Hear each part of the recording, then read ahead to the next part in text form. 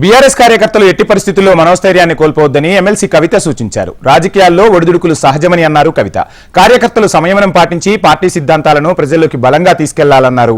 ప్రజల మనసును గెలుచుకోవడం ద్వారా మళ్లీ మంచి స్థానంలో సుస్థిరంగా వెనక్కి రావడం జరుగుతోందని ఎమ్మెల్సీ కవిత ఆశాభావం వ్యక్తం చేశారు. హన్మకొండలో ఎమ్మెల్సీ కవిత పర్యటించారు. ఎప్పుడైనా కూడా వరంగల్ ఉద్యమానికి సంబంధించి మనకు పెట్టని కోటగా ఉన్నది. ఈసారి ప్రజలు పెద్ద ఎత్తున కాంగ్రెస్ పార్టీ వైపు మొగ్గు చూపినారు. సో కాంగ్రెస్ పార్టీకి ప్రభుత్వానికి చాలా బాధ్యత ఉంటుంది. వరంగల్ ఒక ప్రత్యేకమైనటువంటి స్థానం.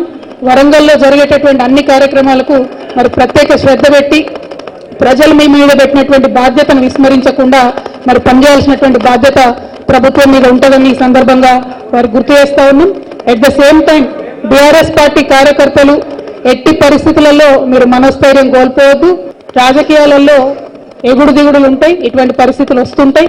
కానీ సంయమనం పాటించి ఓపికతో ఉండి మన యొక్క సిద్ధాంతాలను ప్రజల్లోకి మళ్ళీ తీసుకెళ్తూ ప్రజల మనసును చూరగొనడం ద్వారా మళ్ళా మనం మంచి స్థానంలో సుస్థిరంగా వెనక్కి రావడం జరుగుతుంది. ధైర్యం కోల్పోకుండా బలంగా ఉండాలి. ఎందుకంటే ఉమ్మడి వరంగల్ జిల్లా ఎప్పుడైనా కూడా మనం అభివృద్ధిలో ఎక్కడ వెనక వెళ్ళలేదు. చాలా అద్భుతమైనటువంటి అభివృద్ధిని చేసినాం.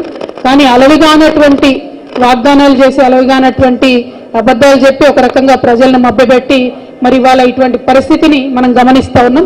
సో ఈ పరిస్థితి ఎన్నో రోజులు ఉండదు.